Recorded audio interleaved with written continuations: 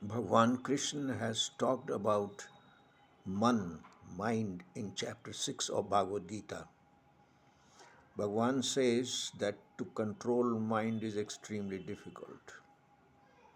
But before we talk about mind, let us think about our body parts, sense organs. And sense organs in particular convey message to the brain. Brain is a physical part of the body. It is a part of the central nervous system. Now, what is mind then? Is mind a physical part of the body? No.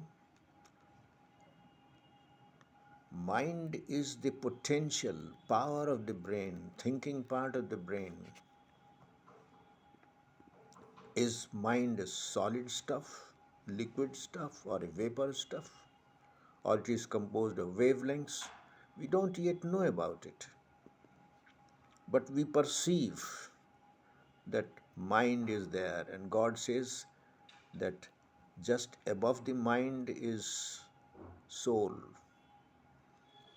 So at the base is the brain, and after that, just above that is the mind, and above mind is the soul.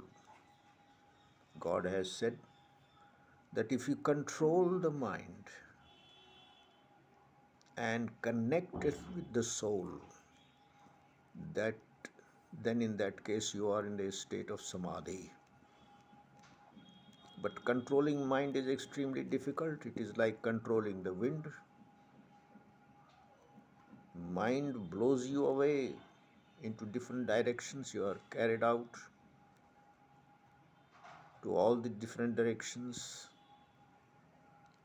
And if the mind is uncontrolled, it may behave as the worst enemy. And if the mind is by any chance controlled, it becomes your greatest friend. So the mind has to be controlled in all circumstances in order to achieve some kind of spirituality. Bhagwan has also said that the lust is seated in the senses and the brain, in the mind. So the lust occupies the mind also. These are the two places where the lust resides, and unless you get rid of the lust, you cannot control your mind, because the lust is the greatest enemy of the mind. It will steal your perception, your thoughts, and will drive you crazy, make you circle around the physical activities of the life, and you will not be able to lift yourself, rouse above it, and think about any higher thing. But the science of mind is very difficult to understand. There is a branch of science that deals with the mind.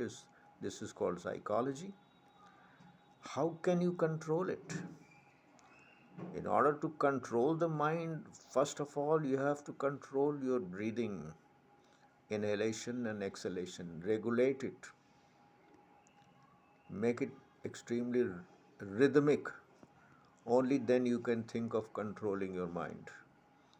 And if you control your mind, that is wonderful. But for this, you will have to do this practice. You will have to be in a state of dhyan, that is called meditation. So, the first and foremost part of the meditation is that you have to resort to controlling breathing, and then you fix your mind.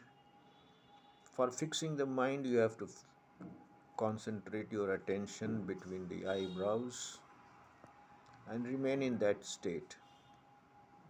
Forget about the rest and always concentrate. When you do that, when you achieve that level, then you will be able to visualize the Supreme. And this is one criterion that you have been able to control. You become equipoised do not care about anything. Everything is static for you because you have then linked your mind with the soul and the super soul. So controlling mind is very essential if you want to rise above in your life, because then you will be free from sentiment, from attachment, from emotional upheavals, from depression, from exhilaration, and many other nuances of the mind. So you have to fix yourself.